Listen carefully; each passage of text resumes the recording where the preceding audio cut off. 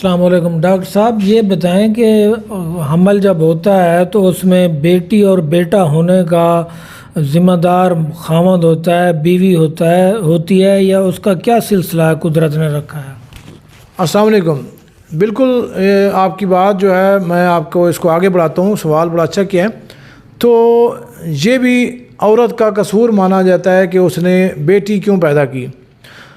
کافی patient ایسے آتے ہیں جن کو اگر ہم ویسے تو بتاتے نہیں ہیں کہ اس کا جینڈر کیا ہے، اگر وہ انسسٹ کریں بار بار کریں تو پھر ہمیں مجبوراً ان کو بتانا پڑتا ہے۔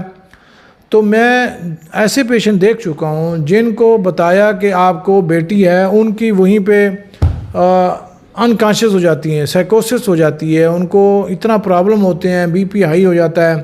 تو یہ بیٹا بیٹی والا کنسیپٹ جو ہے یہ فیملی میں بہت زیادہ چلا ہوا ہے، ہر کسی کی فیملی میں ہوتا ہے۔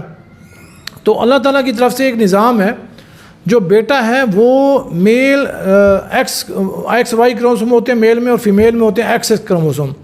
اگر ایکس ملے گا، میل کا ایکس اور فیمیل کا ایکس ملے گا تو بیٹی ہوگی۔ اگر وائی کروموسوم ہوگا میل کا اور فیمیل کا ایکس ہوگا تو پھر وہ بیٹا ہوگا۔ اب ہوتا یہ ہے کہ اگر عام کنسیپٹ یوں سمجھ لیں کہ اگر کسی مرد کے جو سیمن کے جو سپرم ہیں، وہ سپرم اگر ایکٹیو ہیں، اچھے ہیں، تو پہلے اگر وہ پہنچ جاتے ہیں یوٹرس سے آگے جہاں پہ فرٹیلائزیشن ہوتی ہے تو وہ پھر بیٹا ہوتا ہے، ورنہ پھر بیٹی ہوتی ہے۔ تو اس کو میرے خیال میں بالکل ہم اس کو رد کرتے ہیں کہ اس میں عورت کا قصور نہیں ہے۔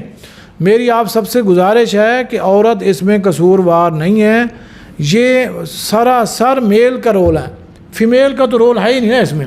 تو کیوں اس پہ بیچاری پہ ظلم کیا جاتا ہے، مارنے پہ آ جاتے ہیں لوگ، اور بیچاری عورت کو دماغی ٹارچر کیا جاتا ہے۔ لہذا اس سے بچیں، یہ عورت کا قصور نہیں ہے۔